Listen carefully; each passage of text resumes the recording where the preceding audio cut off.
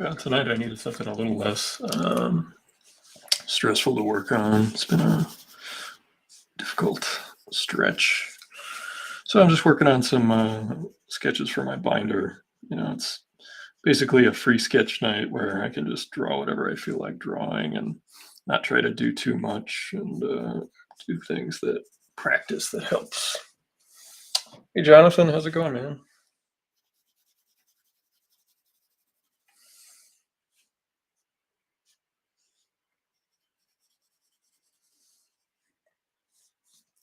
Everything's in your neck of the woods.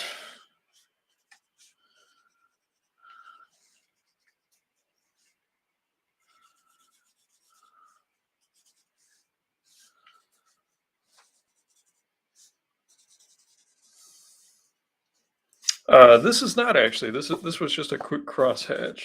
Um, it looks like it, but I did scan all of my Zipatone sheets that I've acquired so far, and I've started playing with those digitally, and I'm actually saving some sheets for some projects I'm working on. But I can show off. There's not. I can show off that I put some. I finished that cover that we started on the last stream, and I put some old school paste ups on it. I printed these out, and this way, you can see that it's the finished cover. And but like the old days, it's got the actual logos and titles and everything on there, so that it looks like a cover. So if you were to frame it, and they're in the same placement as they are when I digitally colored it. These were originally put in digitally, but I made paste ups so that they would be um, on the final artwork. So you know.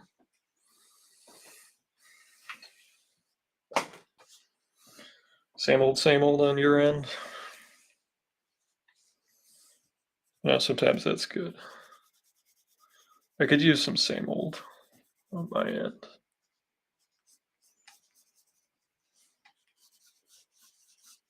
That's why I didn't want to. Last week, doing the working on the cover on the stream was a little stressful.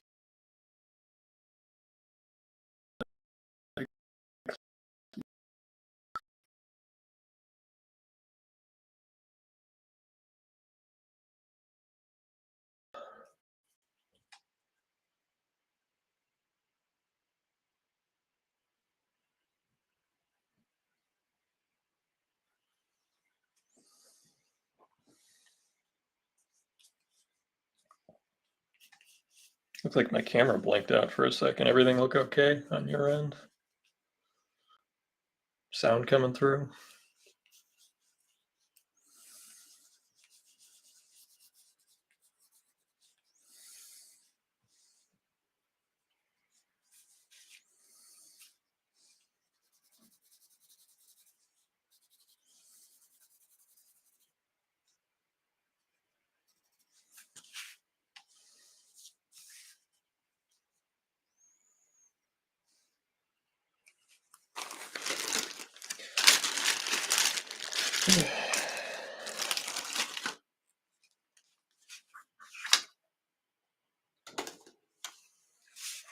Hope I didn't lose everybody. I'm gonna actually move. This is just some extra paper. I'm just gonna get that out of the way.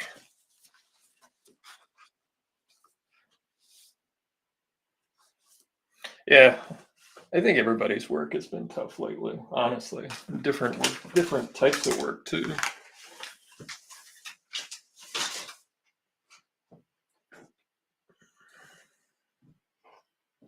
Okay, well, as long as it sounds okay now. Thank you.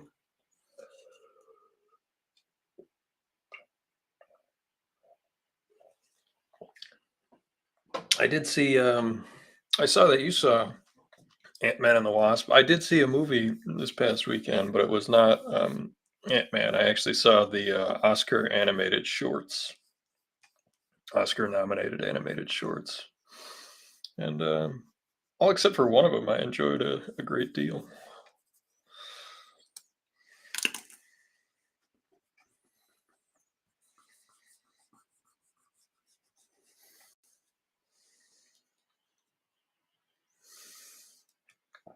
I won't spoil it for you, Douglas. There was only one that I did not enjoy. I will be interested to see what your experience is and what your takeaways is. So we'll have to chat about those.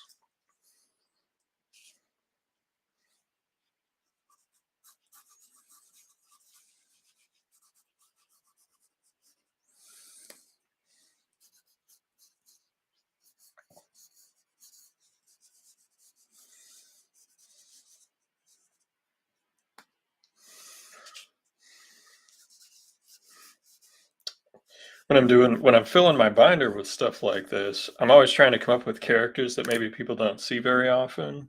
Um, and one that I always liked was the Marvel version of Captain Marvel. Yeah. This is a book I got in the 50-cent bin years ago.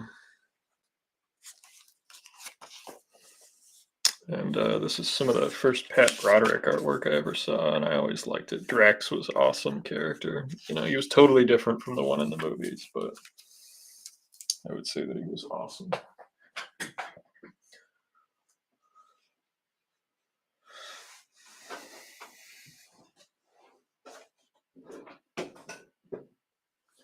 We went and saw him up in Boston, Jonathan. We saw the animated shorts at the Coolidge Theater in Boston. It's actually in the Brookline neighborhood, but I did see that they're coming to Avon, and they'll likely come to the Providence Place theater. Um, they usually get the Oscar nominated flicks there too, because they've had the documentaries and stuff there. I always liked Captain Marvel. I love the cosmic outer space stuff, and I feel like he's just a forgotten character for the most part. Um, his stuff dealt with death. It had some meta qualities that Starlin later incorporated into the Warlock stuff, talking about the comics industry. It was a big epic space opera, and when I was young, it was um, one of those. I was a Starlin junkie when I was a kid, so like anytime I found new Starlin, I would always give it a read, and that was where I really started following like even though mainstream comics tend to churn through creators these days, there was a time when you could use those as like an introductory to their other work, and I found all the work he did independently, like the stuff he did at Warren, um, his Dreadstar comic. There was always new Starlin to be found because he was just so prolific. And you're looking for, let's see if I can pull up the Starlin.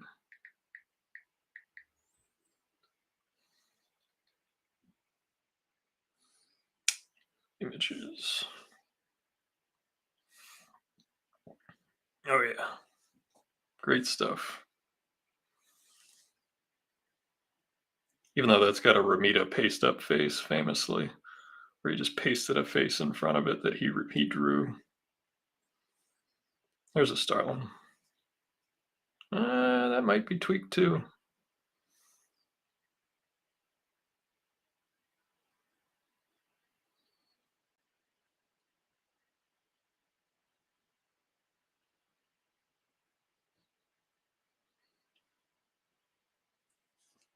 But anyway, I just thought it would be a fun character to draw since I don't. But these are those 6x9s that I do, and I usually put these in the binder for like 30, 35 bucks, something like that.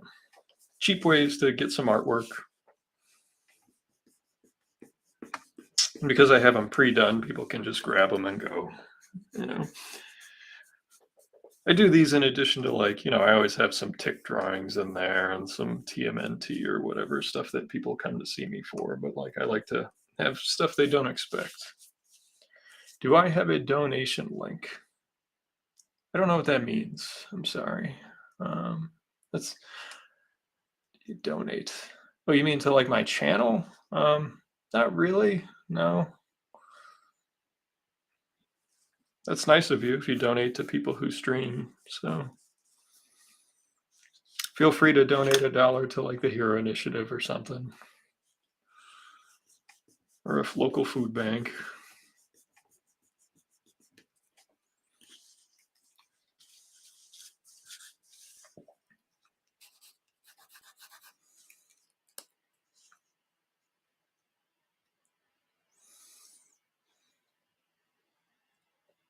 Oh, thank you very much.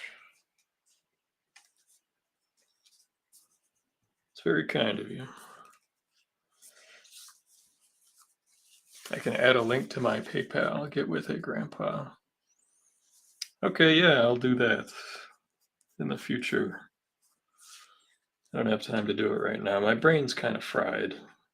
I'm tired. It's been a long day. But hopefully I'm done. I had to do a bunch of ad layouts the last week or so.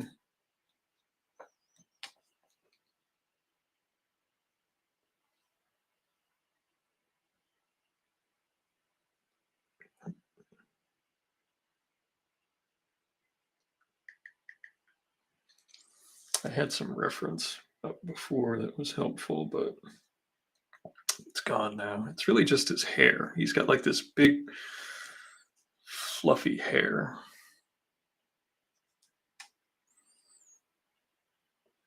Oh, thank you very much.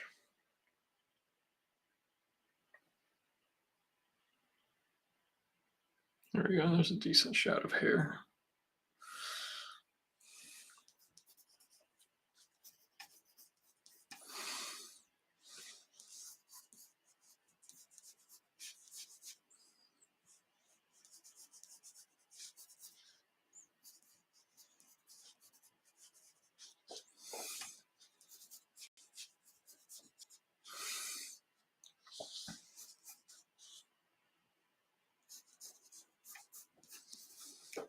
That's why it didn't look right. There we go.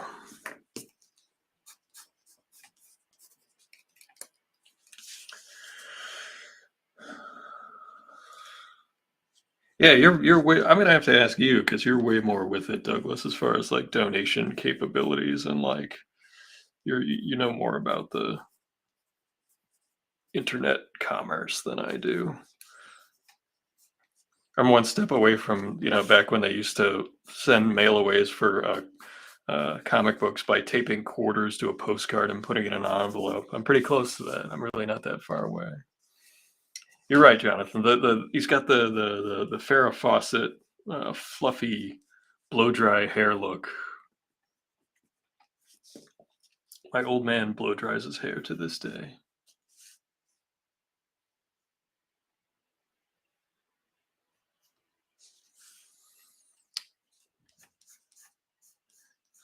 I'm still nervous about the crypto stuff. I just am. I don't know.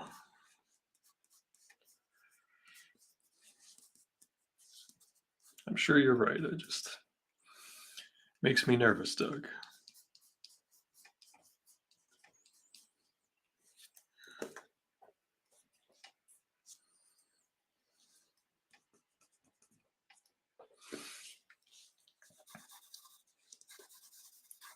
Now, on these drawings, I sell them pretty cheap, so I try not to spend more than an hour or so on them. And I try to think of a way to make it useful for me as an exercise, so I can kind of get more out of it. Main light source is going to be heat.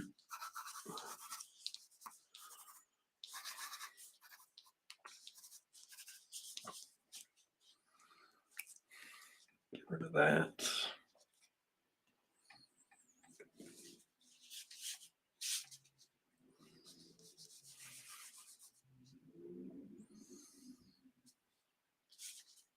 Oh, thanks so much, Shane. Are you a Marvel fan? We were talking. He's kind of a forgotten character these days.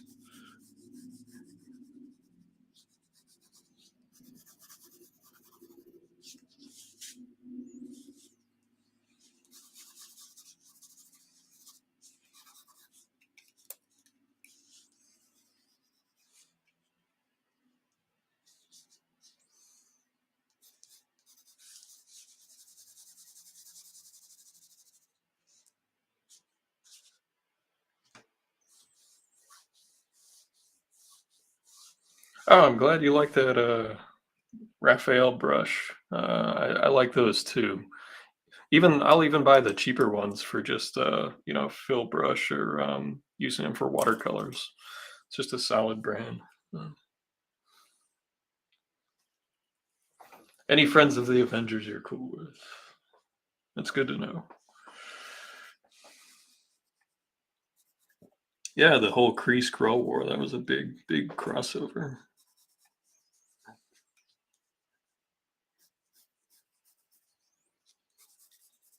I was talking earlier. I was just a Starlin junkie. I would pick up all the Jim Starlin books out of the dollar bins.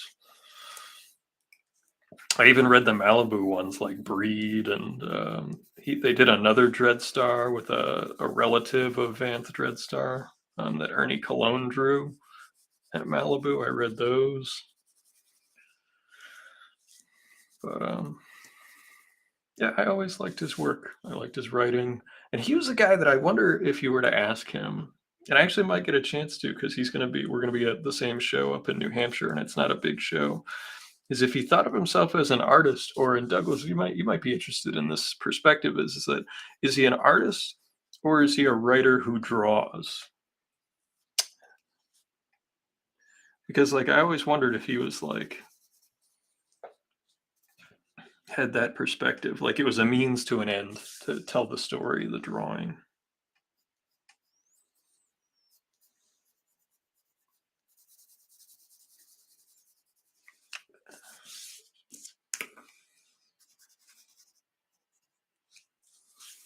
I was always into the space characters, and I'm actually working on a story. Or I just started working on a story that kind of would give a little insight onto like my science fiction appreciation. Get me in trouble when I was a youth. So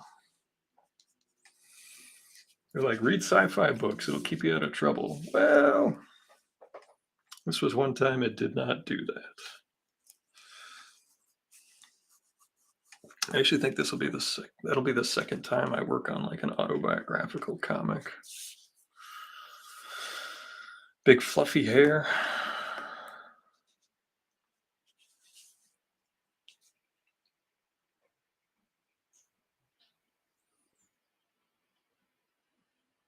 I didn't know that, Douglas, and I've read all kinds of interviews with John Byrne, and I was one of those guys that like I was that age where he was one of the rock star artists. Whether it was his run on. Oh, didn't mean to click on that one. Sorry, Shane.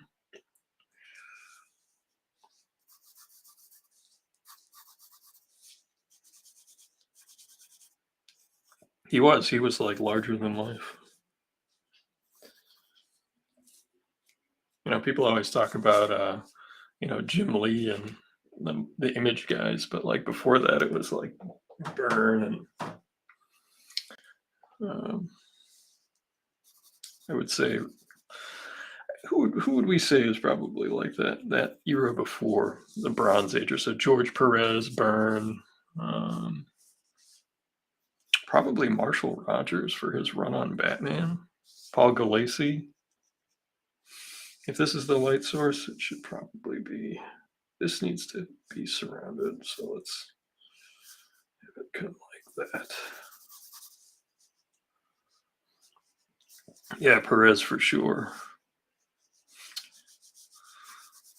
I don't know. Would you consider Buscema one of those guys? I just don't know if fandom really like got obsessive over his work. Yeah, Neil Adams for sure. Because I'll be honest, like by the time I started buying comics, Buscema was not like what was popular, and he did amazing work. Same thing with like Gil Kane. He was doing that pen work that people didn't really like all that much. All right, well, let's ink this fella in. I'm really enjoying these Kuretake markers instead of the Pitt pens lately. They're a little more expensive, but I'll tell you, they got some nice action to them. Instead of having a stiff line, you can see, and this is a marker. It's got a flex to it, so you can get all kinds of different line thicknesses real easy.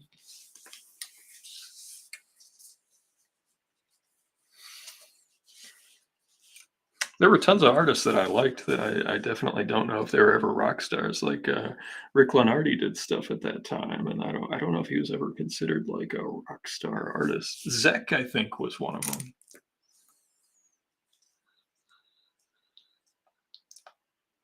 That's a good point. That's a good point about Buscema.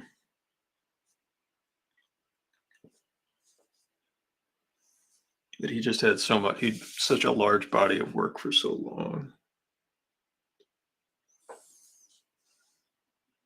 What's going to be fun about this piece is if we get it inked in, I can show you some of my spatter technique, and I still have so much fun doing that. I shouldn't. I'm almost 40 years old, and it still makes me giggle when the stars and spatter comes in how I want it to. Ramita Jr., yeah, yeah, yeah, and he got even bigger. Like by the time he was doing X-Men again around like issue 300, or Punisher when he came back to do the Punisher. I just remember him losing some of his luster when he was doing the new universe stuff with Shooter, but then he totally like bounced back, and yeah, maybe Daredevil was the book that brought him back into that level. Zek was like early David Bowie, just too different for some people early on. Maybe I just remember that Punisher miniseries being like ungodly popular. Well into the time I worked at a comic store, and that was in the early 2000s. People would still come in looking for those issues, and the Craven's Last Hunt, Spider-Man.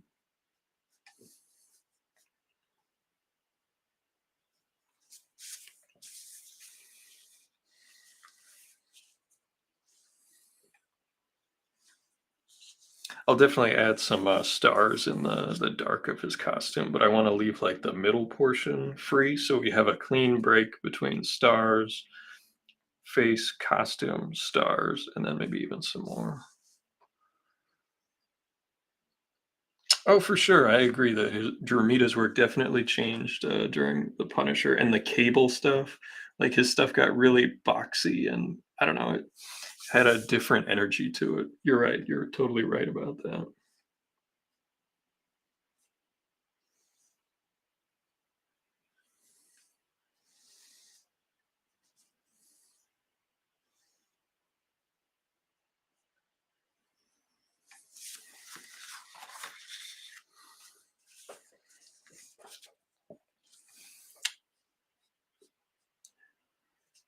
Now, I wasn't buying comics in the 70s. All I know is like the historical, look back in the Bronze Age, and I read a ton of them. Well, I was actually, you read my mind, Douglas. I was going to ask if people who were buying the comics at the time, if Bob Layton was one of those guys that, you know, was considered like, one of the rock star artists of his time, or if it's just in hindsight, plus the fact that he does like every convention. There's no denying, we've got a few Layton fans in here for sure. I know that Jonathan likes the Iron Man comics.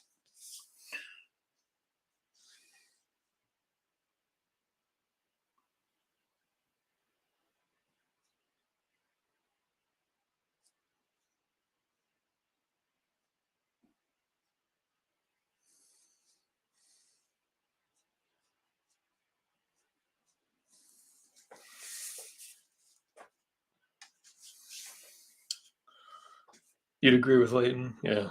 Art Adams, yeah, I mean, and then, you bring up Adams, which is a great point because as soon as he showed up, he was one of the people that, like, so many artists were mimicking, but, like, his work, like McFarlane's, was heavily influenced by, Michael Golden, and I think Michael Golden's one of those guys that suffers from not having enough work, like you just talked about, um Buscema having too much work, Douglas, like, and I think that Golden, didn't have enough of a run on any one book for him to really like be that next level with fans. But maybe I'm wrong because again, like by the time I was buying new comics off the shelf, he was not producing much in the way of interiors. He pretty much just became a cover guy, and then he showed up out of nowhere drawing these Jackie Chan comics for Tops, or was it Tops or Image? But I was like, what's going on? Why are we looking at Spartan X comics?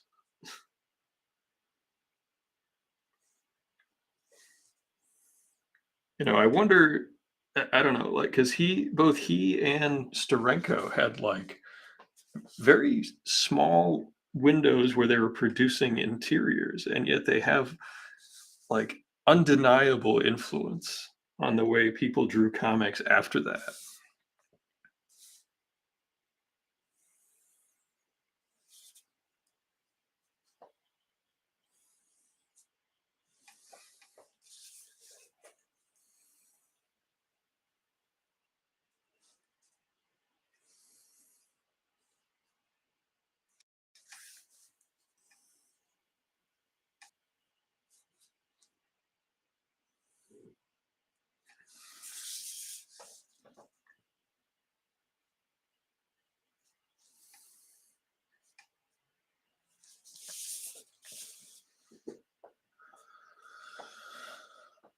Yeah, the first Rogue Avengers annual. I knew some people that worked at Image in the '90s.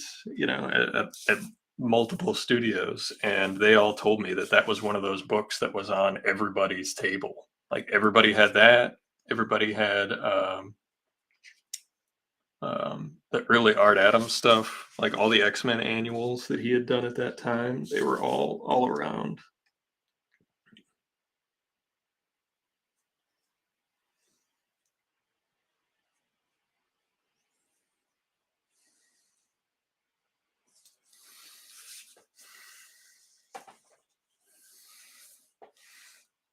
That's okay, Douglas. We all have like some awful comic trivia that will not save us during a bank robbery or from a drowning, that we all have to carry with us. I admitted on a prior stream, like I know some horrible ad jingles from my childhood that like, can I remember the capitals of some countries? No, I can't. I can't. But can I remember the jingle from Cocoa Wheats? Yes, I can.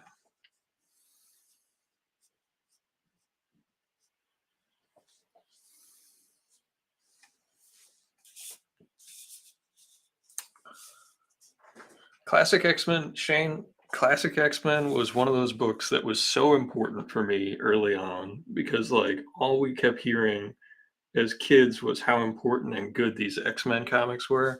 And they were like $20 a piece to buy those back issues, the original ones. And then I discovered those X-Men Classic, and well, it was Classic X-Men, and then they changed the name of it to X-Men Classic later on. And I have most of that run beat to hell in a box at my parents' house because I was able to buy it from multiple places. I didn't have a comic store when I was a kid, but they had X-Men Classic at both the drugstore and at a place called Walden Books at the mall. So I was able to have two chances a month to pick up the new issue.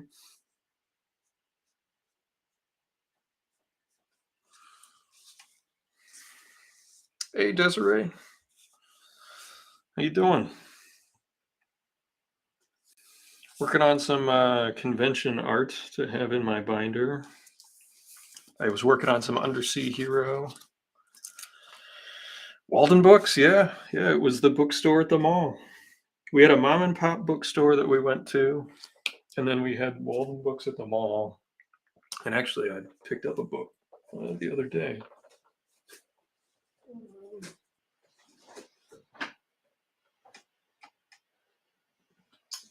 Not sure where it went. It's a Steinbeck book that I'd never read. I thought I'd read all. Here it is. We were in uh,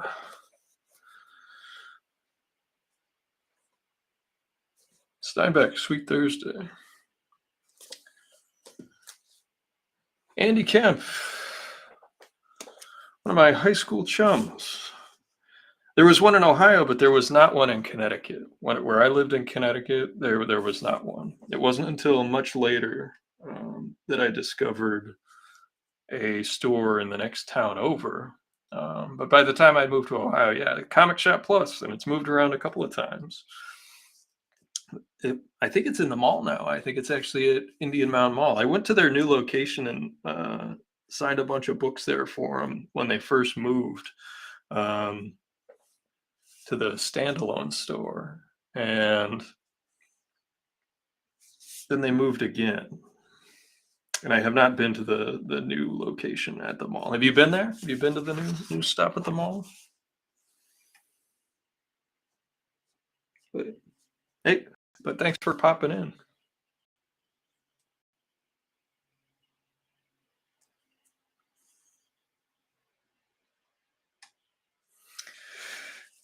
Hey, no worries. I was one of those kids that moved around a little bit. But I hope you're doing well. I haven't heard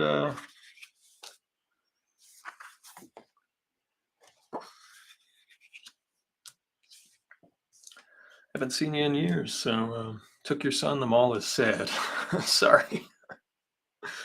Yeah, I used to go to the Indian Mound Mall for the arcade, the movie theater.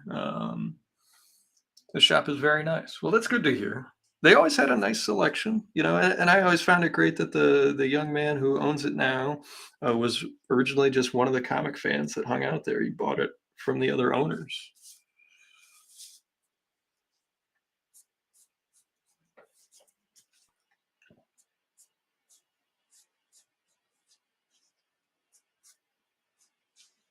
I'm getting distracted. I'm flapping my lips too much.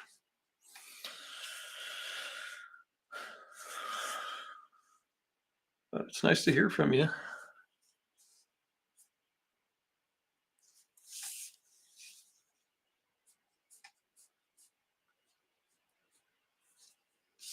I did get an invitation to a high school reunion, but I don't believe I will be there because I think I have a convention that weekend. But I will be in Ohio. I'll be in Cleveland at the end of March. There's a convention in Cleveland, Fan Expo. I know that's a long way from Granville.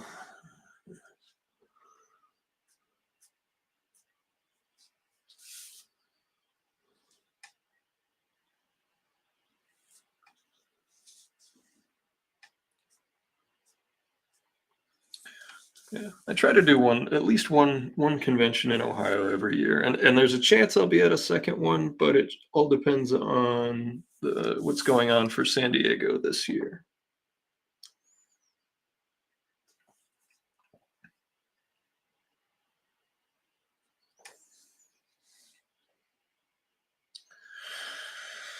Yeah, Jonathan, another fan expo. So I have some other invites to other shows. The only thing is like I ask about I'm the stickler who tries to do the right thing and pays sales tax and do all that stuff. Is if I have to actually usually call the Department of Taxation to find out what the permit status is for a new city that I'm going to. And one of them is in Nashville. There's another one down in Virginia that invited me. And then there's another one somewhere else. I can't remember. My brain's a little mushy. Like I said, long work day.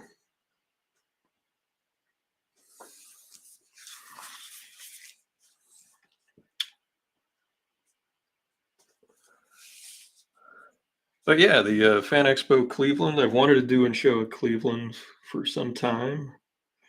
Today is the last day. I need to mention a couple other plugs. Unfortunately, we got a bunch of people in here, so you're going to get the two plugs.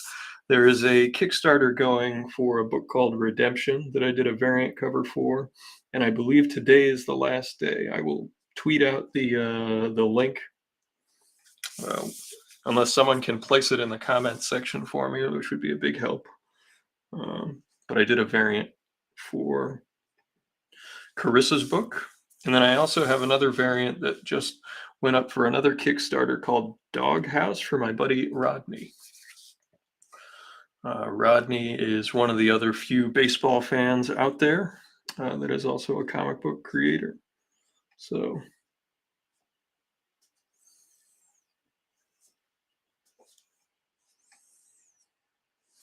not many of us baseball comic fans, but we got baseball fans in here tonight. I know that.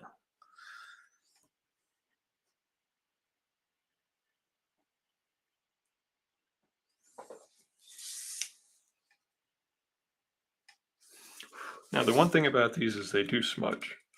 So I have to.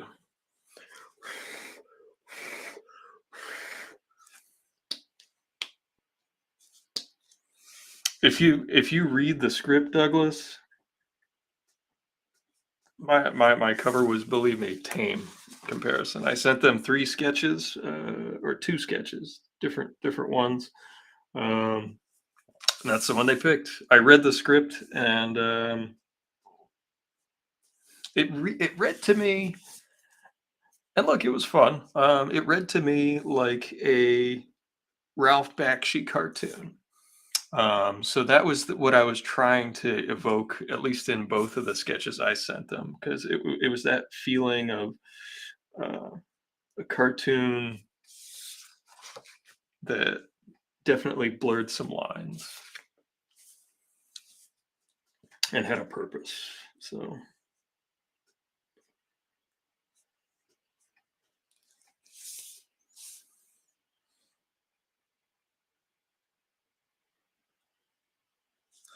hey,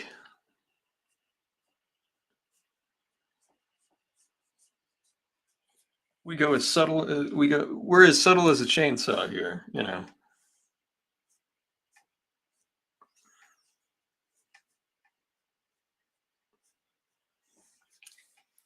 But yeah, it's a silly comic. It's meant to be funny, and you know, I was happy to help out my buddy Rodney.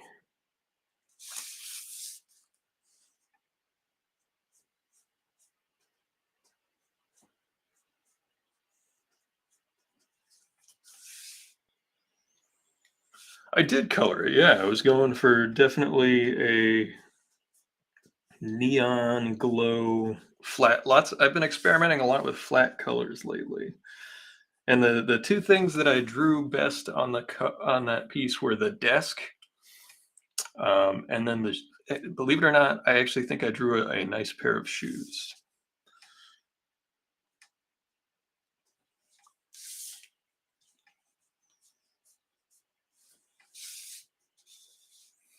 The desk is actually the desk from the Maltese Falcon. Not that anyone would ever pick up on that in a million years, but yeah, that was the desk.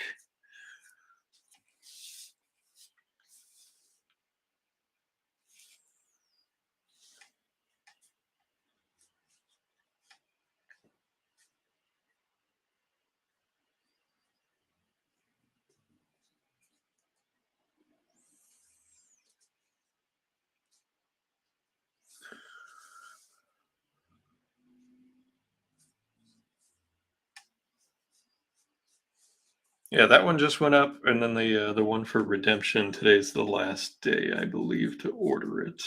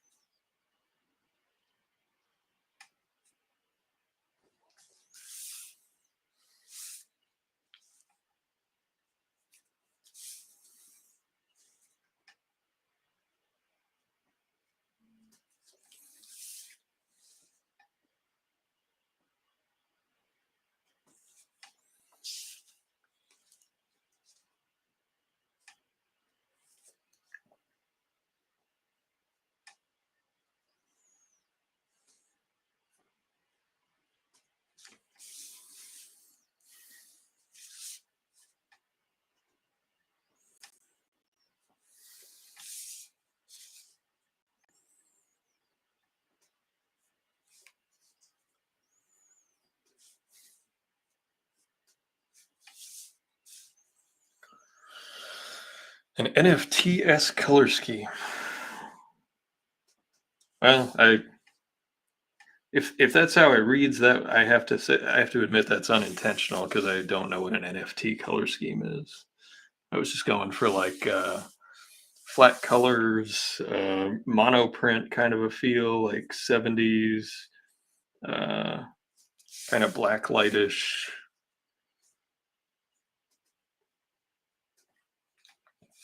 Um, I've also one of the things I've really liked lately has been, and I know that this is going to sound weird, is that the flat color pieces that I've done, just even on my own, whether it's the one for um,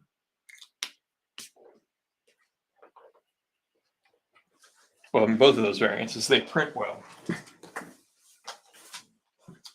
We got a bunch more people in here that didn't see this. I'll show you this. You'll find this interesting.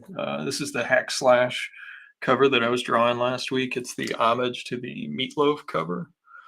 Um, and I made paste ups for the title and everything and the logos, and I just pasted those on there using some. I didn't actually use paste. I used a acid-free tape. So it's an acid-free paper on top of it. They'll still yellow over time, like you see on old covers, but just having the actual logos on the original artwork was what I wanted. So.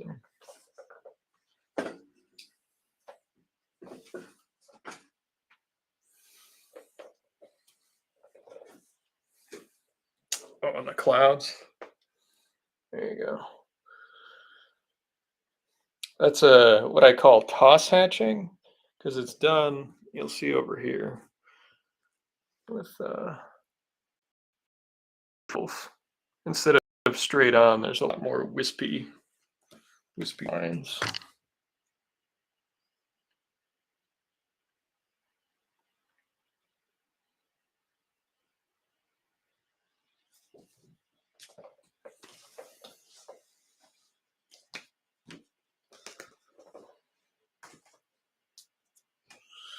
Tons and tons of tiny little lines.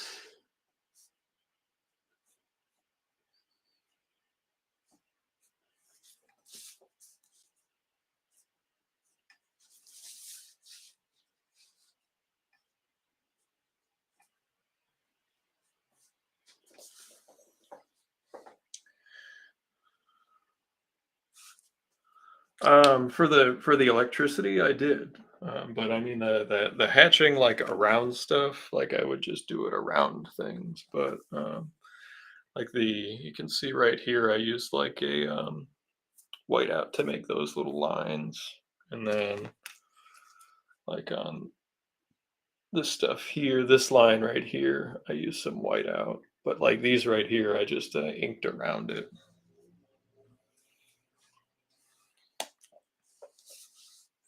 And what I did was is for that one, I used they haven't shown the color version yet, but I figured since they let me draw at least the start of it on this, they wouldn't mind if I showed you guys since you're all my pals.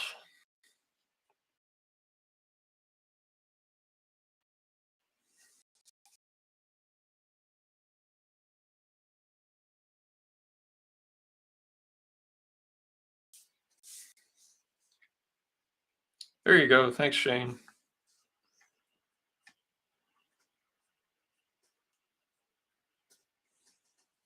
They're really nice people. This is Carissa and them. We've got a lot of books they're planning on doing. They're really ambitious, and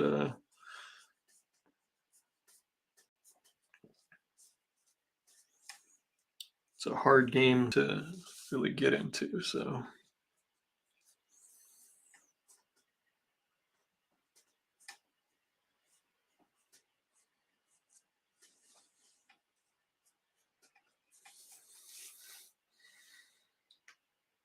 There we go. Oops.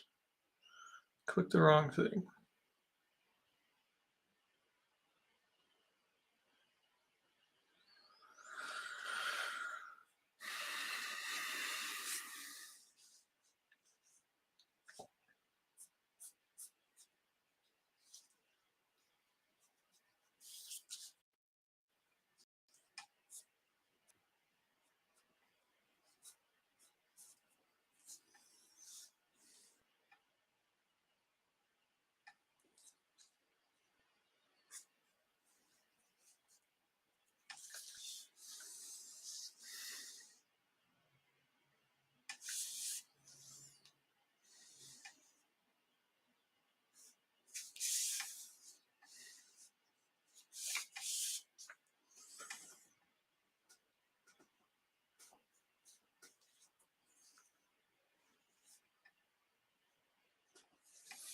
Jeremy, that's the name of the gentleman from uh,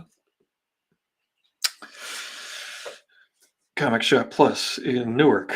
Jeremy, yes, I can remember things. Good job, brain. Take the rest of the night off.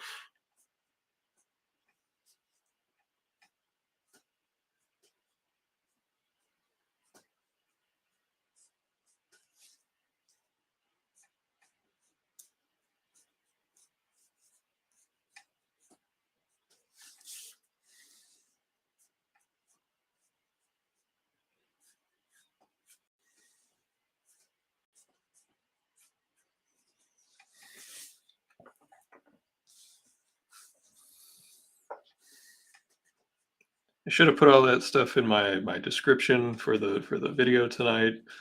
That's a failure on my part. Sorry guys. Sorry.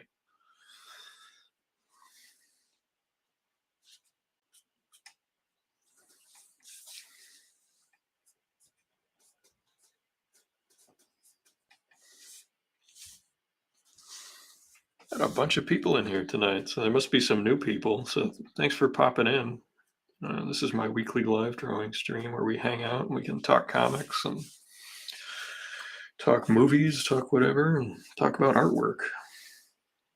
Talk about paste ups and zipatone and what was the discussion I saw earlier today? I saw people commenting about the fall of the variant cover market, which I don't think is happening. I don't believe that that's true.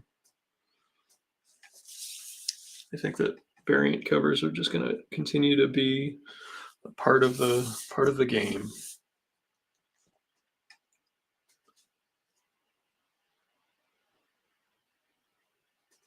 And I've actually, while I don't collect all that many myself, I collect the ones my friends do, and and I support them.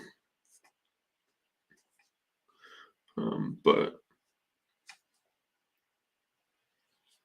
I've always been thankful that they've given more and more artists opportunities to draw properties that they otherwise would not be able to. That's been something I've been very fortunate to do, and it has really helped my career and people find my work. So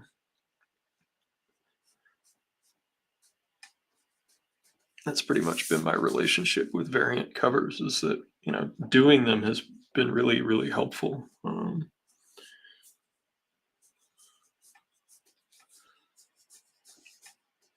Because we talked about during the cover stream when we were working on the variant last week, some of the things that get people into conventions. And there are some conventions where you have to apply and send your credentials, just to even be able to buy a table, let alone get a guest spot.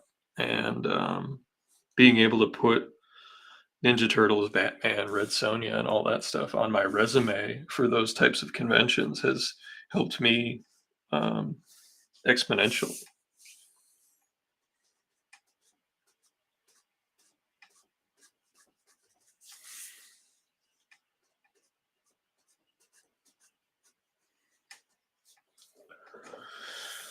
Um, I, and there's a lot of different ways that you can get onto doing covers like that.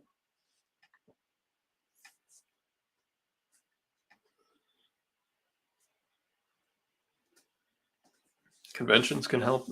Conventions can hire you to do them. Stores can have you do them. Websites, online vendors, and there's all sorts of different ways to get involved that way. It's kind of was like my side door into getting into these different places and being able to go to conventions where editors are at and show them my work. And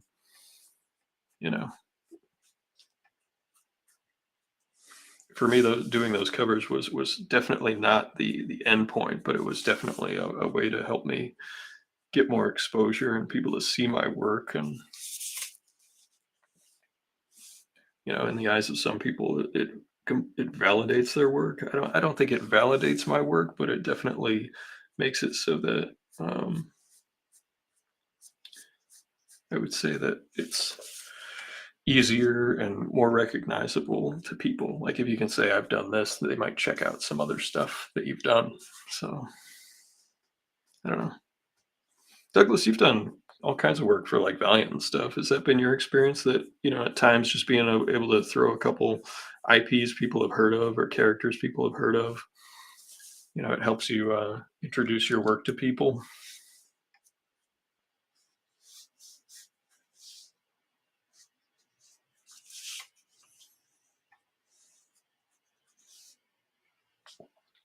Yeah, I would say it's definitely open doors for sure.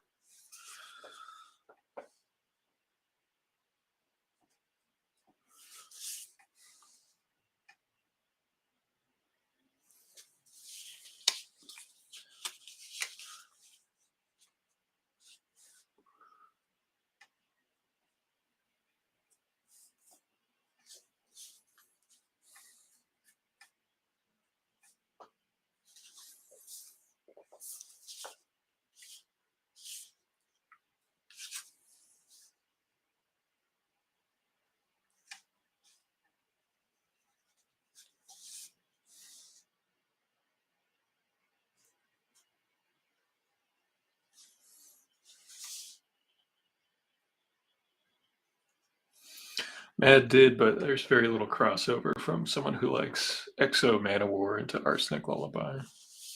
That's a fair point. Yeah. I guess it really depends if you're doing, some sort of adjacent type of work. Like if you were doing some sort of like superhero or mechanized character, that it would create that sort of crossover to those fans.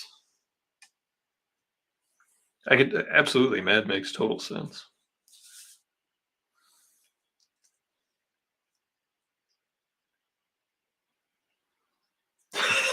They should buy a zombie fetus comic.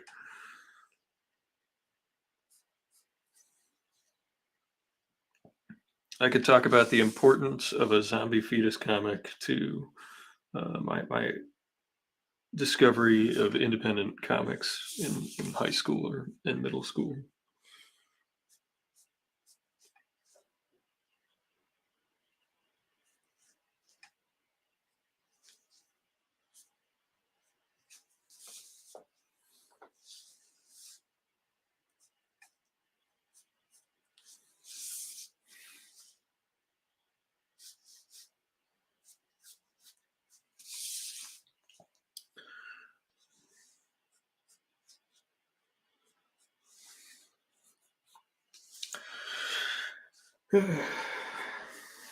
Not doing too difficult of an angle for this first one because I've been definitely struggling with my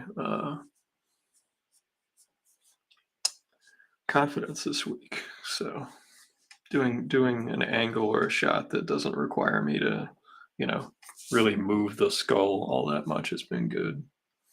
Oh, you want to talk about Spider-Man movies, Jay? The last Spider-Man movie I saw in the theater was Spider-Man 3, the Tobey Maguire guy from that 70s show playing Venom one. That was the last Spider-Man standalone. I saw him in the Avengers movies.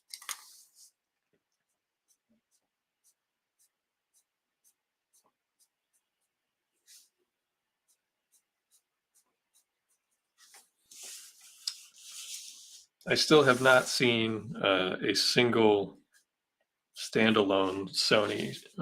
Topher Grace, that's the guy. Yep. Thank you, Desiree. Guy from that 70s show. Ugh.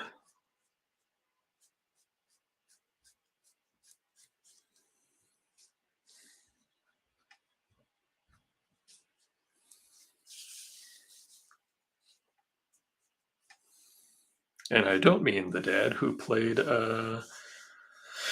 the president of the Federation of Planets in Star Trek 6, which he did.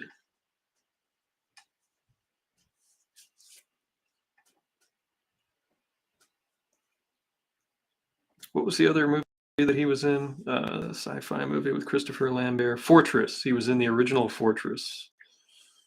It's the warden who was like part android or something. Now there's a great B movie.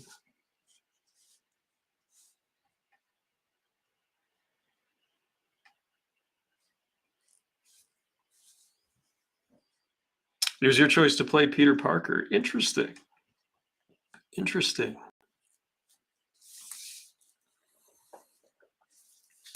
Ice Pirates, RoboCop, like the film catalog of this man. He was also in an episode of The X-Files.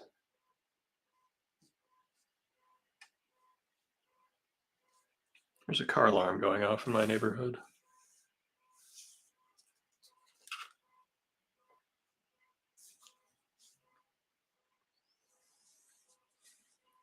See how long it goes on for.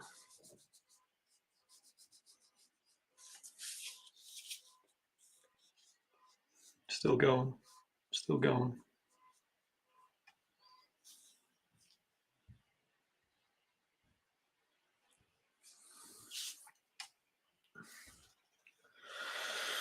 I don't know if I saw that, Predators.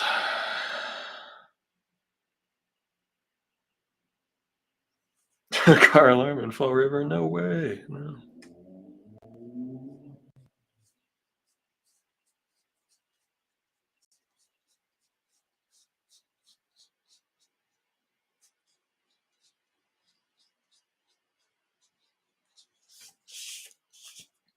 I watched some of that 70s show when it was first on. I don't want to rewatch that. That's not on my put it on the streaming service kind of show for me.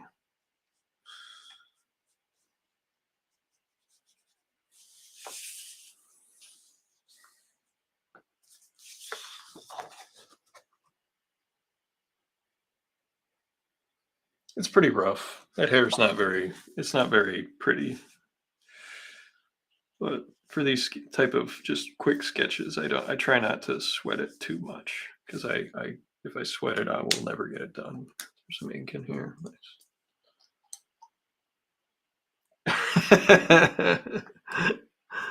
Oh, Jay.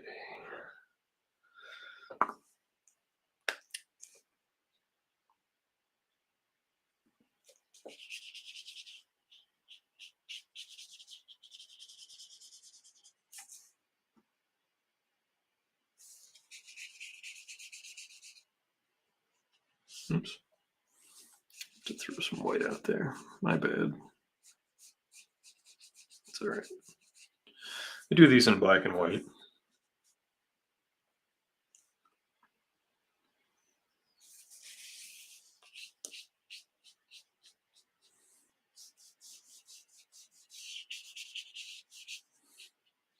This is actually my older brush pen, and I just use it with the same ink on my nicer brush pen to do fills and stuff, so I don't have to continually go back and forth to the ink well.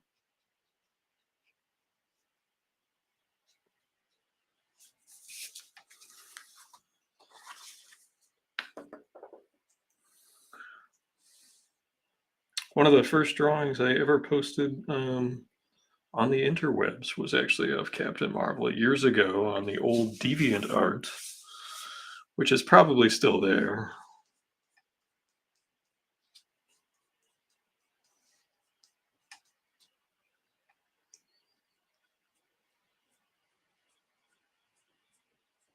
And it's probably far worse than I remember it.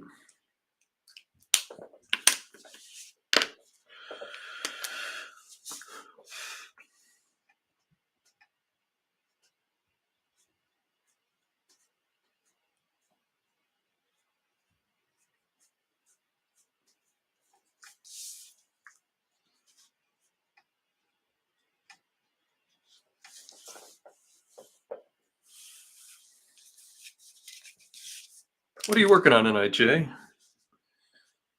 Working on that new horror comic?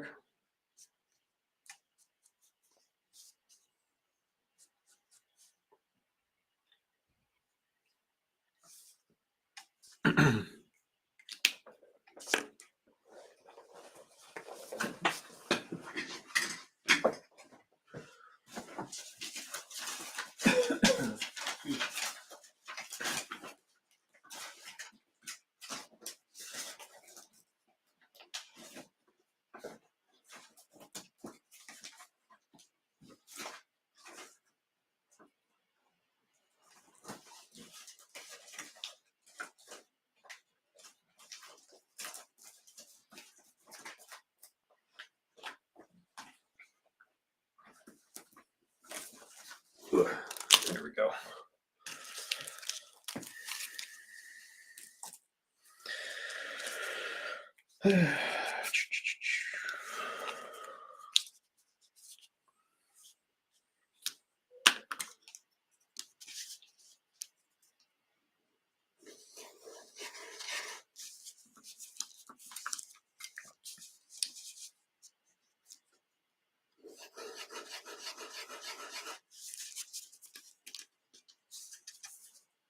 for another cover, sweet.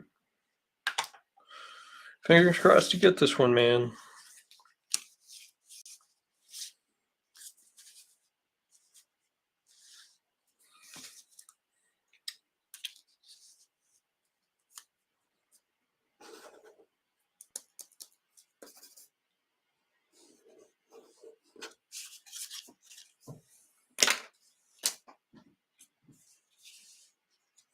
Sweet.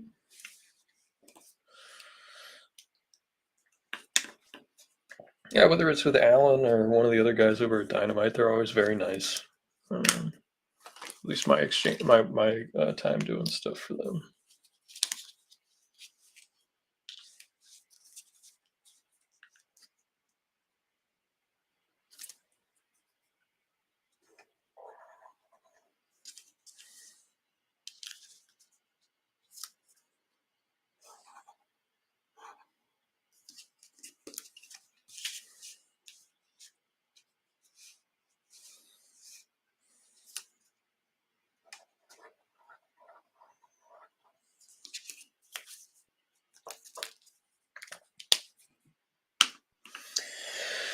Let's see if we can get some.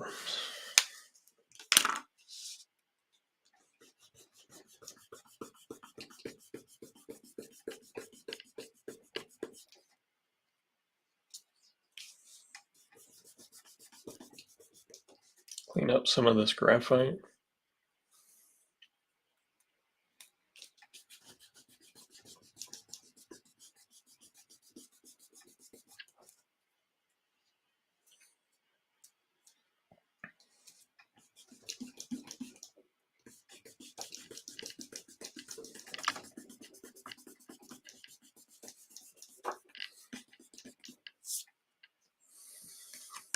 One of the things I've been thinking about a lot when I'm drawing is not just the volume of objects, but also just like the joints at which things overlap. So, like, let's say, I'm drawing a hand, like a fist coming forward.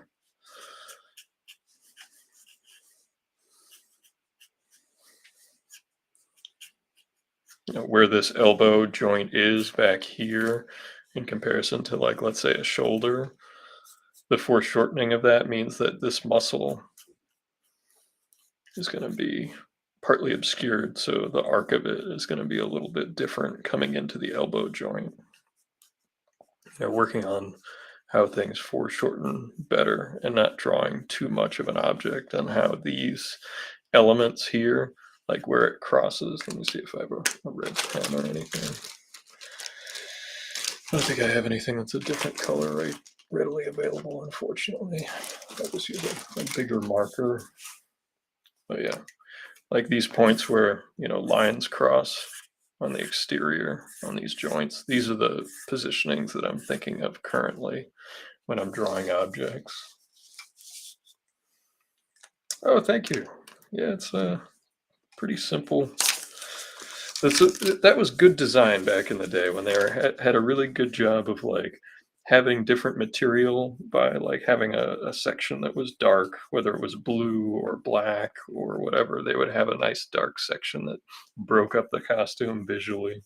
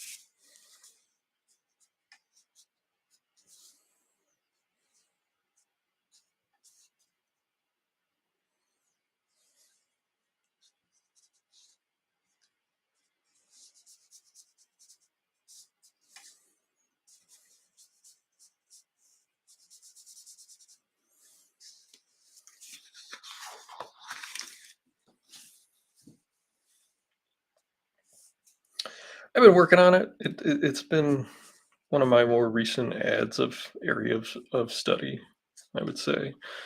Toth was the master for sure of completely blacking out sections of a piece in an exciting, clever way. If you look at like his Zorro stuff, or as much as I love his romance comics, like there was less of it there. But I would say that.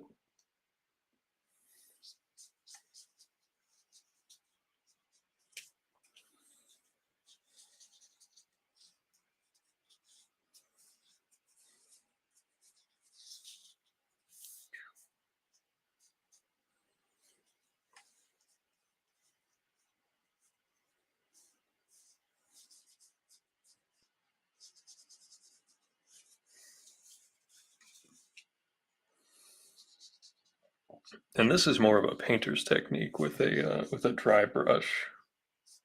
You see, when it's a wet brush, you get like a. I can only do it slow because this is running out of ink, but you get a nice full line. When it's dry, you get these cool edges if you just move it across the paper. And actually, the tooth of the paper helps create this nifty little, just exciting. It's an exciting line. It's different.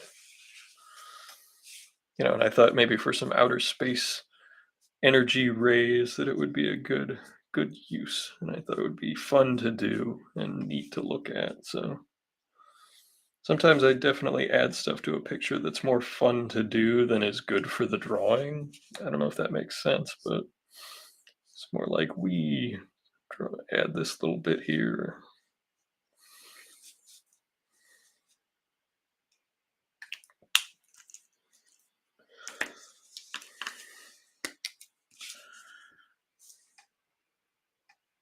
Add just a little bit there.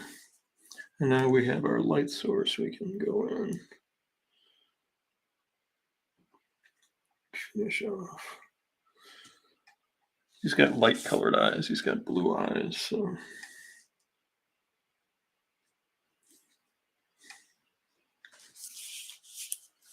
I'm going to add just a little bit of line thickness on that side. A little bit there.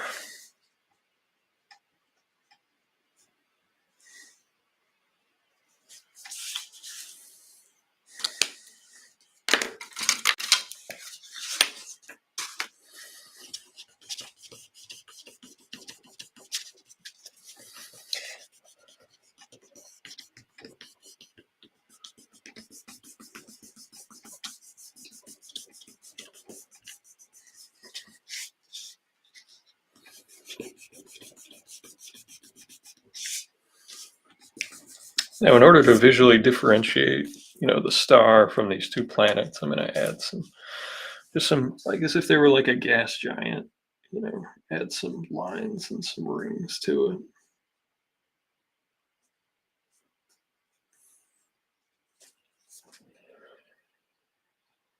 it. Oh, pardon me.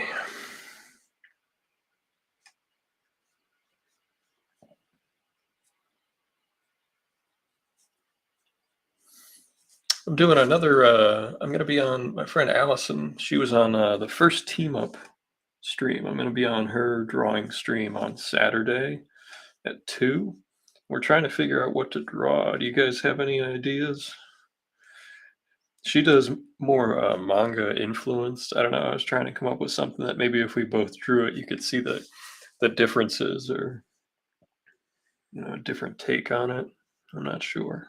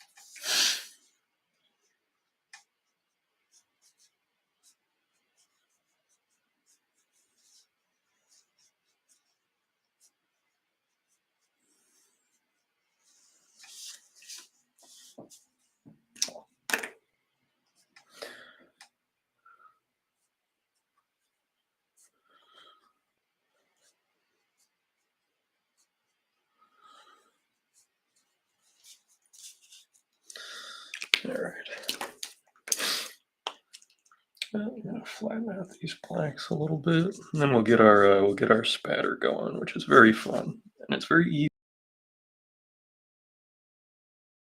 Hang it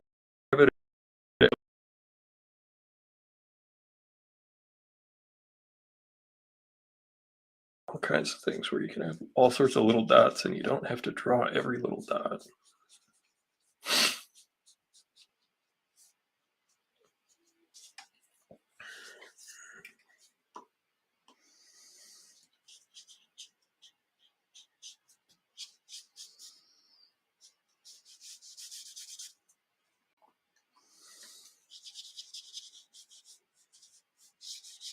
'These are the same size as the ones I did at the beginning of the pandemic when we were doing the giveaways to everybody.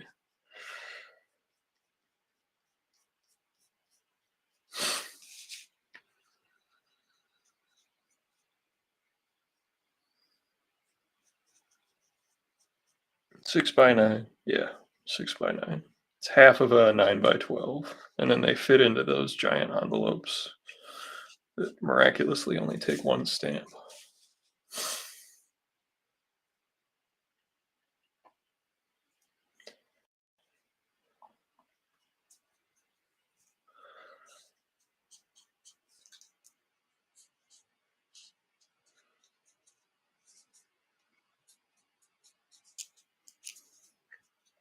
Jeez, it's already 9:30. I've been just yapping too much. Too much talking, not enough drawing.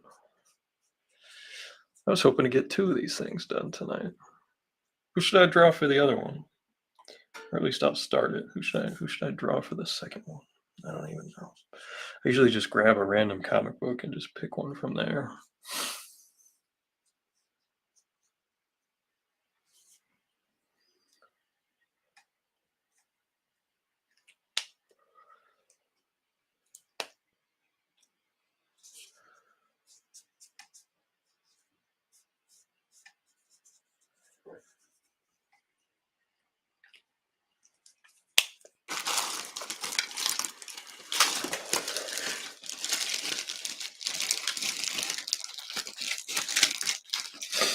Uh-oh.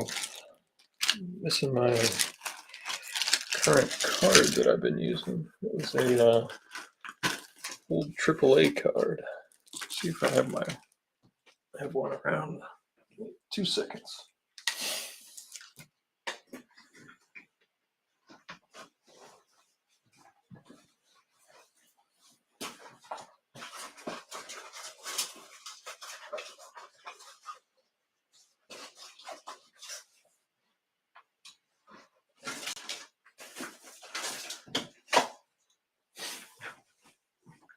Looks like I might have to find something else to use.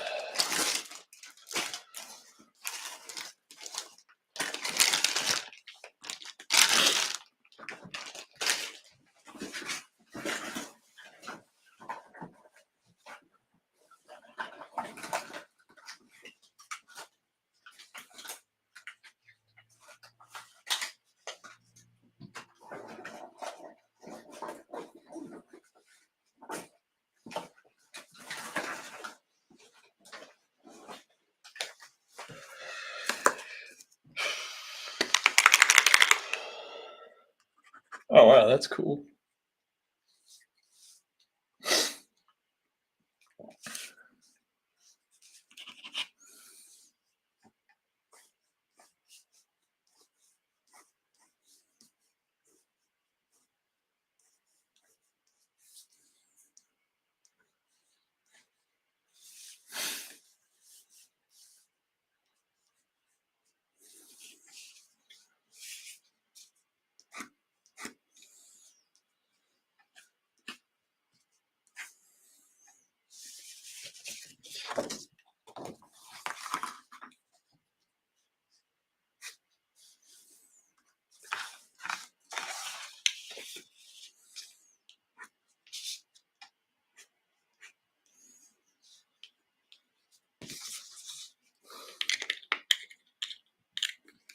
All right, here we go. This will work.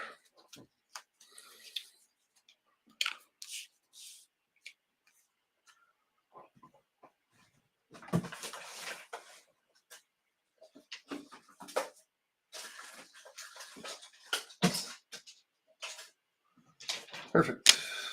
Old Starbucks gift card. See if it's got enough flex. Now this takes a little bit of courage, but it's pretty easy. Now we need a poor man's version of a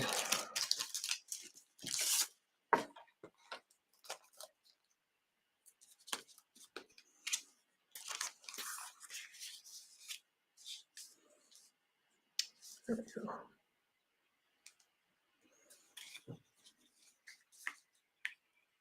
And you load up a corner of a gift card, old credit card, AAA card with just some of your whiteout pen. You just flick it.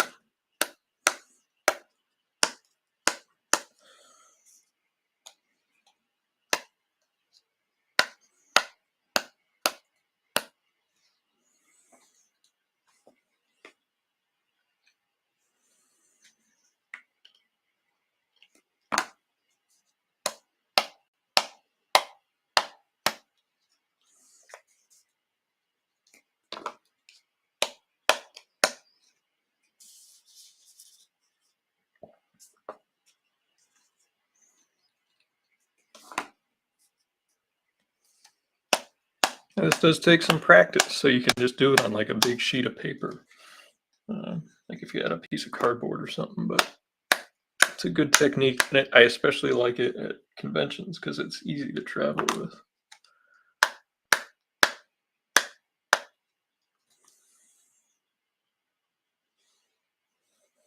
Snow in Los Angeles?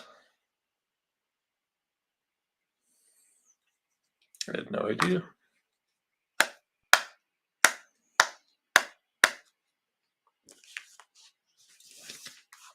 Now, because he has this cosmic awareness, I want to put some more dots just on this side, just letting it dry just a little bit. That sound is very AMSR. Is that when people talk like quietly so that they help them go to sleep? I think that's what that is.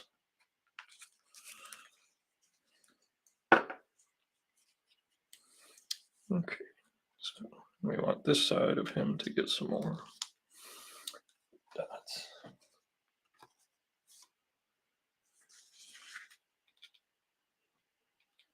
I want to protect this other side because we want to draw on that side too.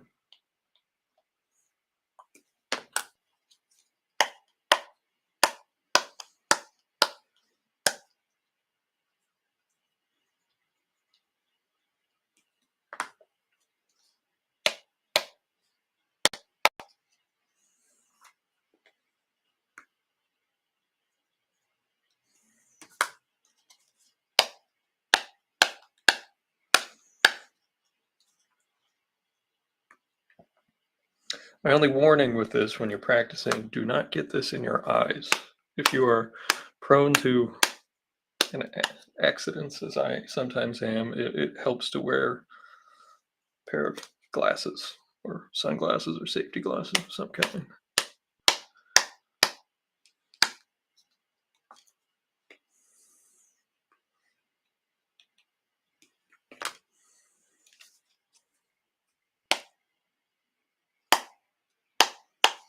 Oops, I got some on my eraser here. Just clean that off real quick.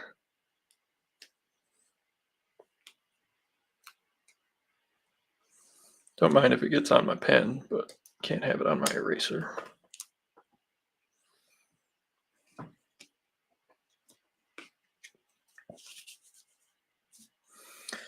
I think that pretty well knocks that one out.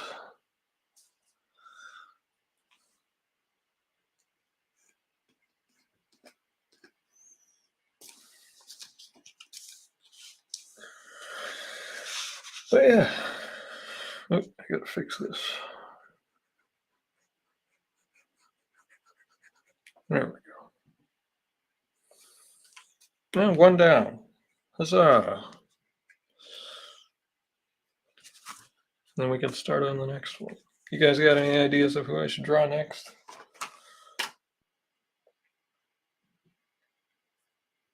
Complete disregard for the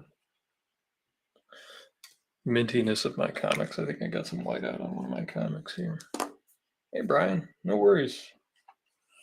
Spidey, you think people would want me to draw that character? Kang, that's probably a good idea. Although I would definitely need reference for that one.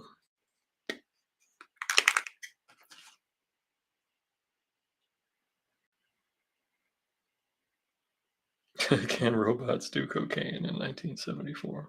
I think they can. I think they can. MODOK.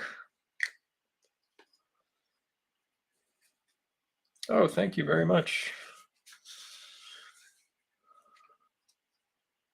Thank you, sir.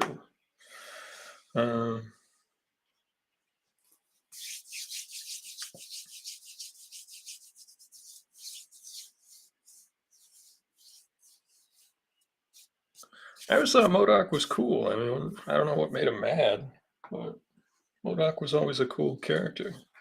Or Modam, the Lady MODOK. I remember that character too. There was a Lady MODOK, yes.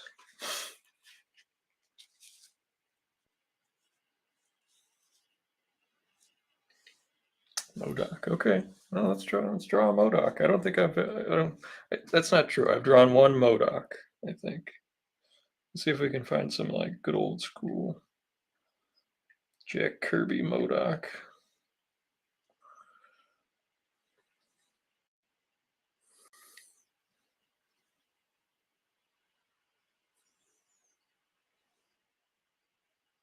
They're mad at how he looks in the movie?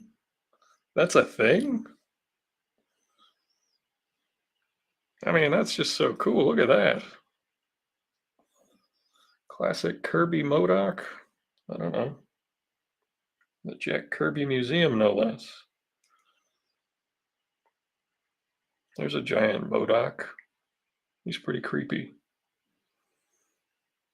I don't know why he just did that.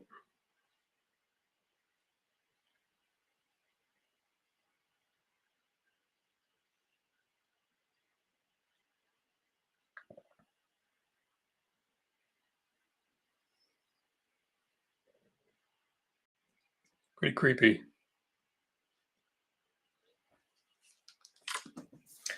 I haven't seen it. I've only seen part of one Ant-Man movie. I think with MODOK you have to have something in there to give it scale. So maybe we'll have like character, maybe the back of a character's head or two down here.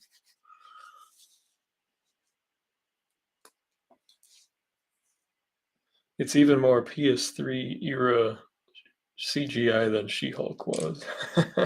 That's funny. PS3, ironically enough, was the last new system I owned when it came out, and it got stolen from my dorm room along with all of my games, and I had all the rare RPGs and stuff.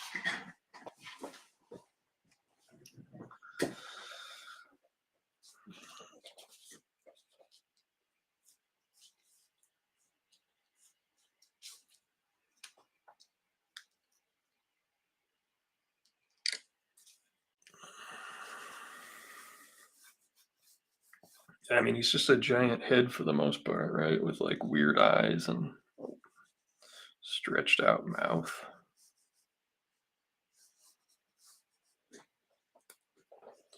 Patton's face would look even worse stretched out. It's funny.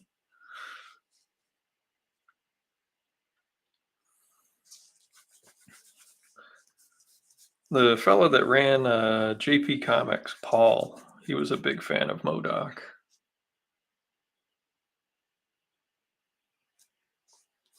Did they have MODOK already? I thought that was a different character, I thought.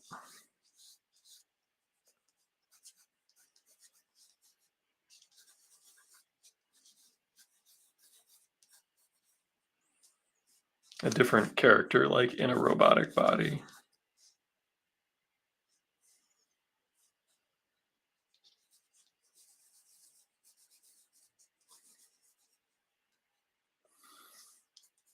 I don't know what weirds me out more. I think maybe it's the hair. He's got like a bowl cut on a giant floating head. That's pretty creepy.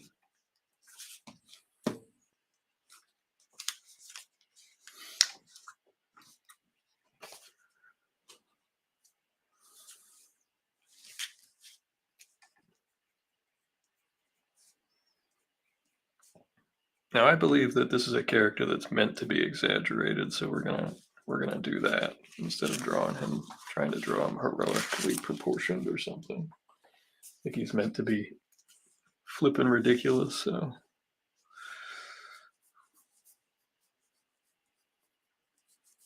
it sounds unanimous though that everybody disliked the character. Did you guys like, since you all went out and saw the movie? Did you at least have fun going to the movies? Was it better than work? I don't know. Or do you feel like they stole your money?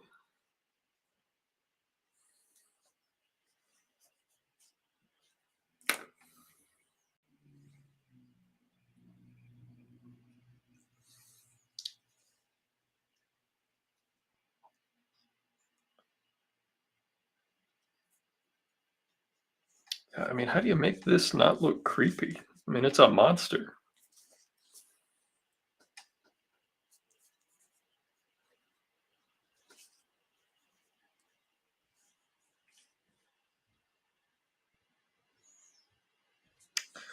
Yeah, I mean, that's what I would expect. I would expect it to be silly.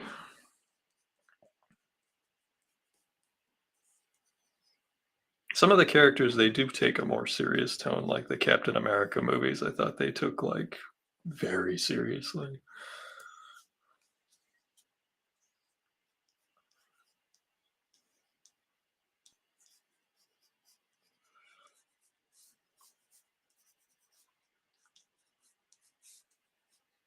I don't know. Anymore, I'm happy to just get to the movies and have a good time. And I hope they're good movies, but I would just expect it to be a popcorn movie.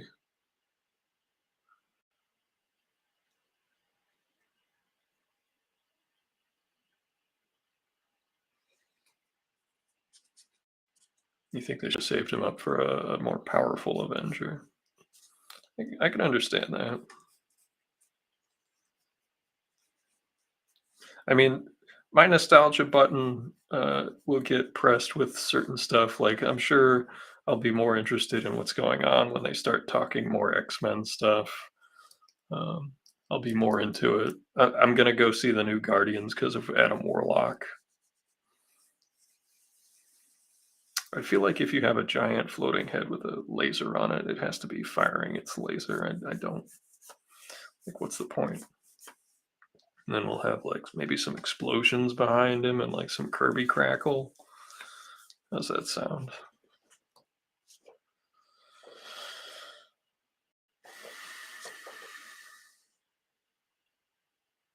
Total popcorn movie, sadly used to set up Kang. Should have been just Ant-Man Wasp Adventure with Jonathan.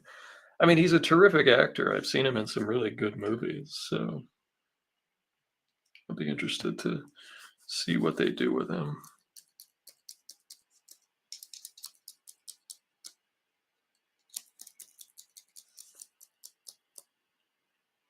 RoboCop and T2 are popcorn movies. This was an idiotic mess. All right, well, I do have a question for the audience at large, though, and it just simply comes from the direction I've taken with viewing these movies. If you don't have a good time, do you still need to go see the next one? Or can you just kind of like pass on it? Because my eyes were opened when someone once told me that their favorite amount of way to participate in comic book fandom was to bash things and complain. And that's fine, whatever your brand of mustard is. But I'd just be curious, like, what would it take for you to not see the next one?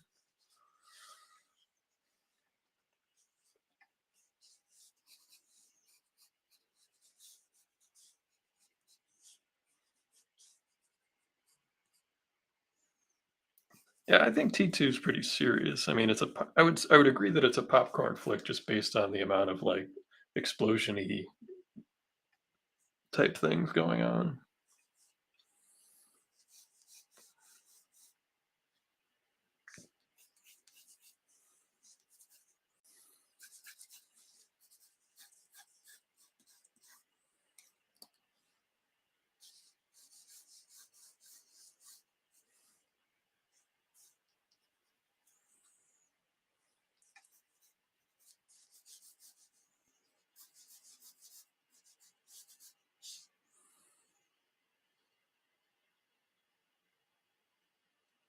That's very true. That's very true. That's generally how I've been, where it's just like certain ones, yeah, I just don't care. Certain ones I'll go see. They just make so many now that we can be choosy. That's how I look at it. It's a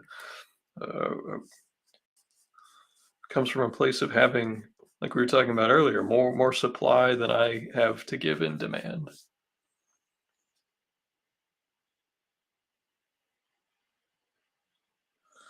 I just don't expect too much out of them. I just expect them to be, adventure serial type flicks.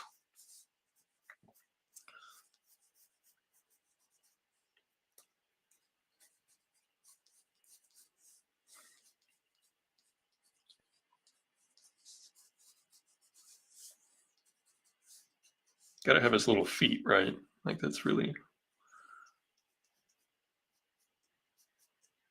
weird little hands.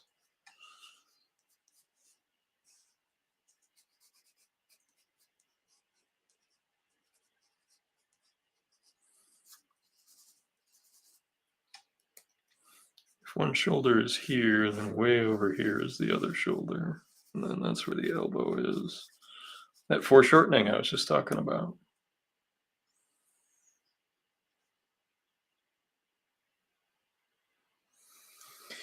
You're pretty done. Yeah, I just need a reason to go see it, whether it's a something I was vested in from, or if they try to give a creator that like what pulled me into the last. I'm a big fan of the Doctor Strange comics, but I haven't found the movies to be. Even though I like Cumberbatch, I haven't been hooked on the movies. But what hooked me into seeing the last one in the theater was that they got Sam Raimi to direct it. So I had hopes that they'd be like, okay, we know what we're hiring, so we want him to make it creepy and weird, and he knows the comics. So, um, but it just wasn't weird enough. It wasn't creepy. It wasn't weird enough. It was a Disney movie wearing creepy cosplay. I guess would be a way to describe it.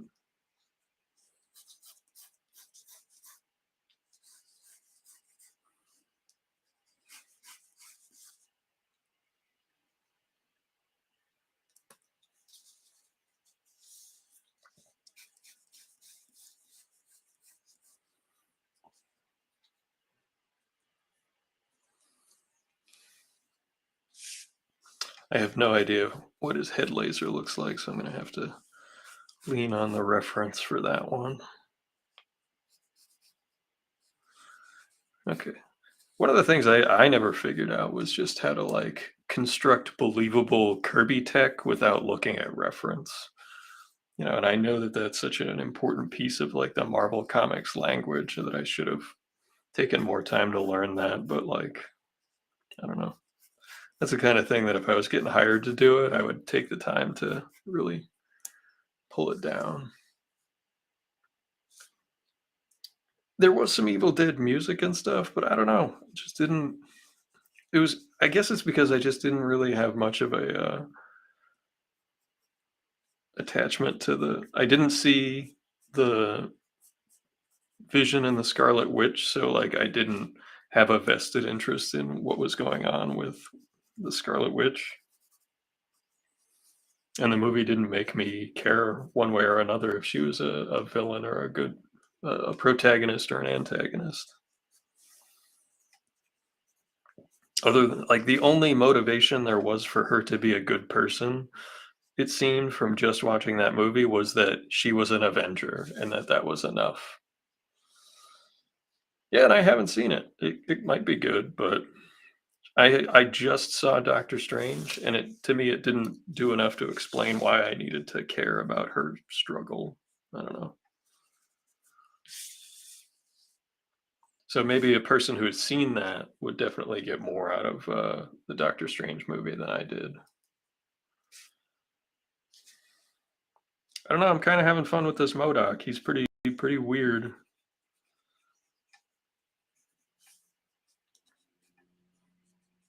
I'm gonna put some drool. I don't know. I don't know if Kirby ever had him drooling, but that seemed like the thing that a giant head would do.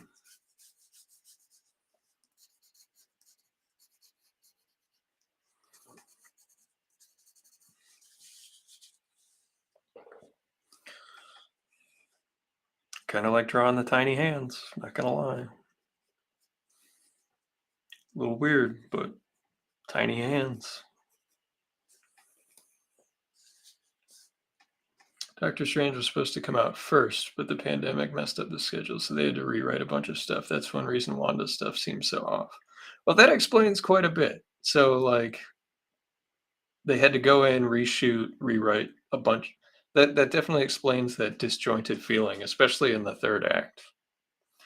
I saw a bootleg of that, and Wanda was covered in blood, not weird brown oil like in the US version, in the scene where she is chasing them through the basement tunnels. Well, I guess that's a thing.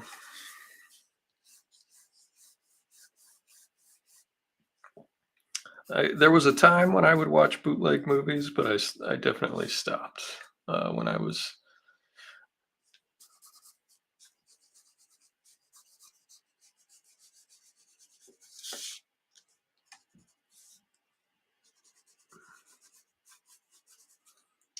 I think pretty much when I became, a professional, just because I saw the work that went into even, you know, indie movies and stuff like that. It's just like, or big budget any movie. Like it's just it's a monumental task.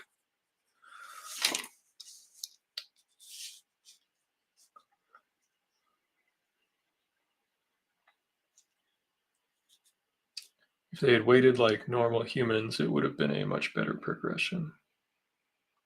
Gotcha. But that does make a lot of sense, that it was supposed to come out first and they had to redo stuff. And that's why it had like that for me, that explains why I felt like it was kind of all over the place from the characters' standpoints. But look, the special effects were dynamite. Um, they always spend the money on that stuff.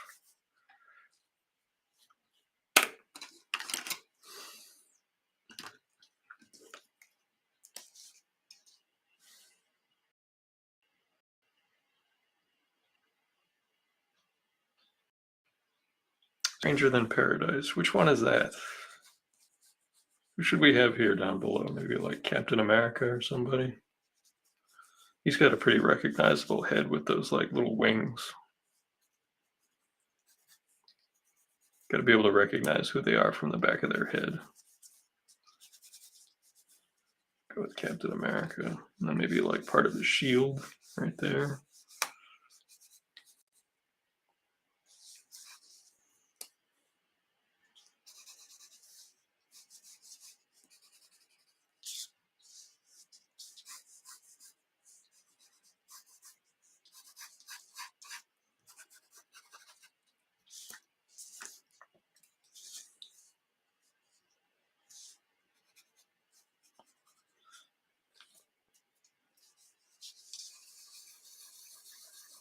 What's another character that's recognizable from the back of their head? Well, we were just talking about Wanda. She's got the big, the headpiece. Trying to think of shorthand ways that they're characters you can recognize without seeing their faces. So we'll have Wanda and Captain America. And even though I'm putting all these extra flourishes on here, these are still going to be like, $35 sketches in my binder.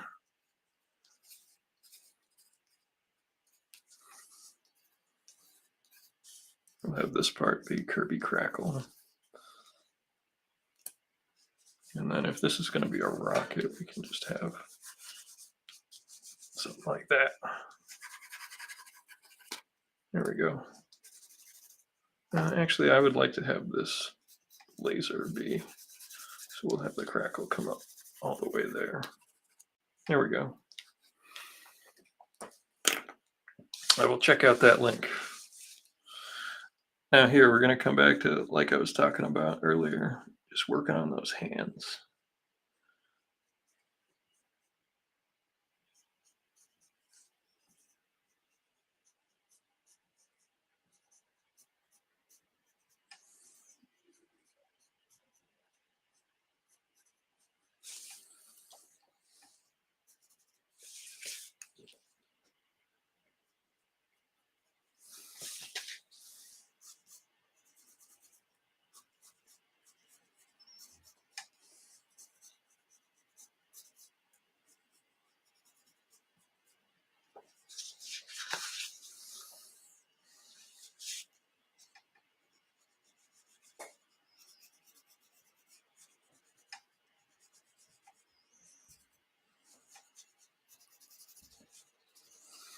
I don't know. I just would have thought that MODOK would be an easy one to hit a home run with for, just making a creepy, weird monster. But I gotta wonder who's doing the character designs on that one, because Andy Park had been doing them for a long time for a lot of their movies, and he was doing a lot of the suits for like the comic book, the superheroes and stuff, and translating them for like screen fitting.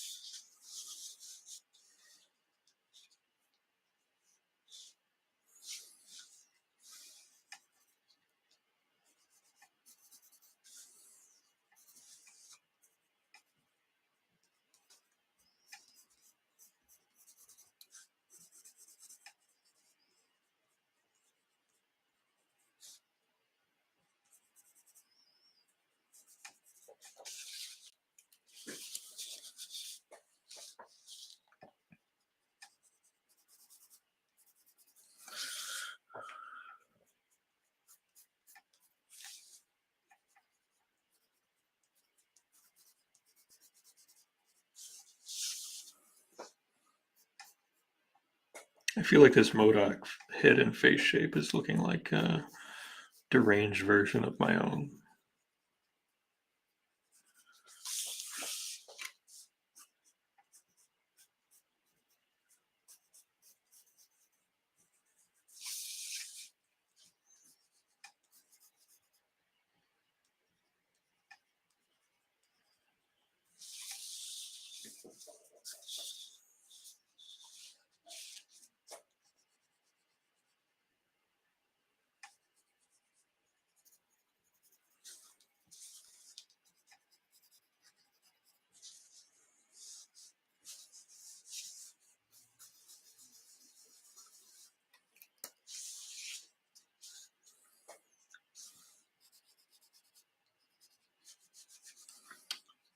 I shared a link. My buddy Rich Woodall, for the first time in a while, I think, is offering commissions, and he's a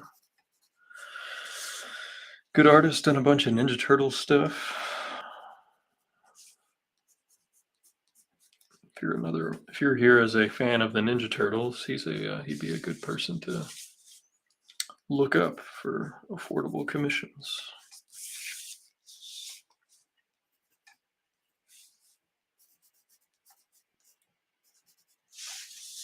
Good people. Good people.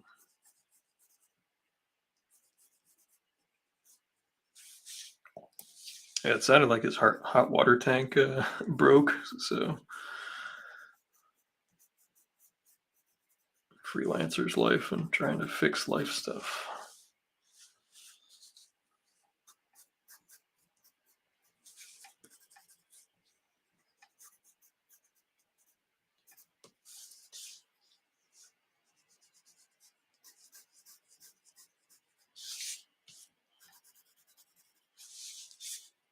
Is that creepy enough? Is that a creepy enough head?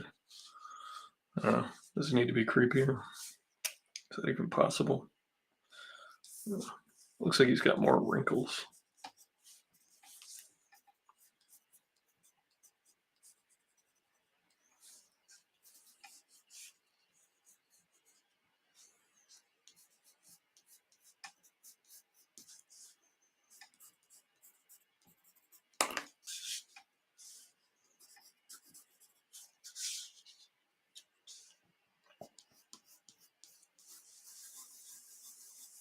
I always liked when Kirby would have a computer screen and it would just be like a squiggly line. I always liked that.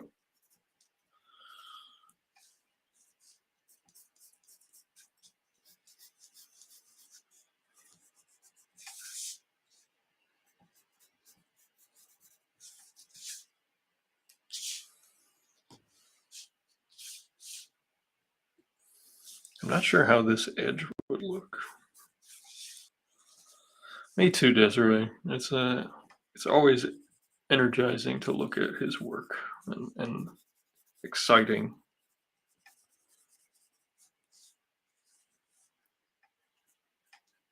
I actually really like the fact that he's done so much work. You can go to pretty much any comic convention and you get to see an original drawing that he's done somewhere, whether it's at a vendor's booth or an art dealer or when the Kirby Museum is somewhere. It's really, really, really neat. I do not own a Kirby. I've got a Toth, I've got a Colon, I've got some big name artists, but I do not own a Kirby original.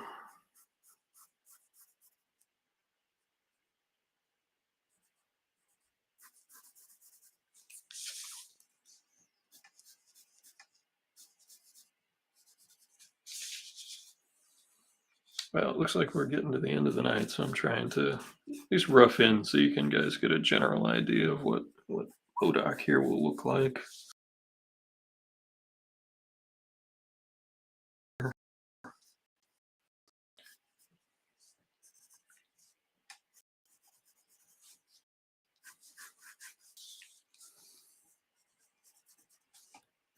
I'll try to make him creepier. Put some shadows and some lighting on him that might highlight some of his creepiness.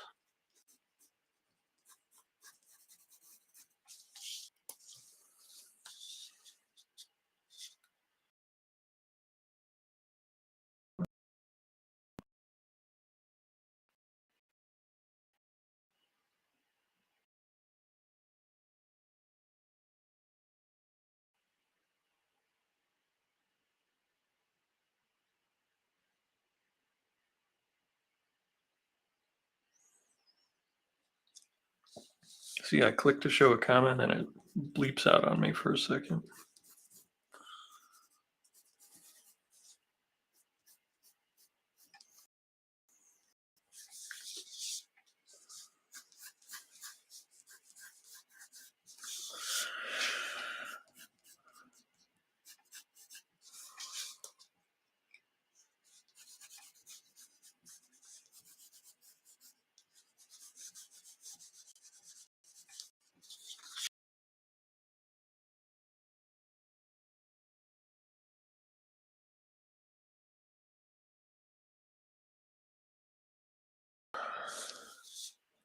Well, it looks like my internet's kind of starting to blink in and out, so we're gonna call it an evening, I think. Um, we got one done and we got one on the way, so I'll probably be able to finish that one tomorrow. Thanks everybody for coming and hanging out with me tonight. I hope everybody has a lovely week, and thank you for coming and spending the evening with me in my studio here. And I hope all have a very nice evening and a wonderful week. And I hope to see you again next week or at another stop down the tracks. Thank you so much, and have a good night. I'll catch you all later.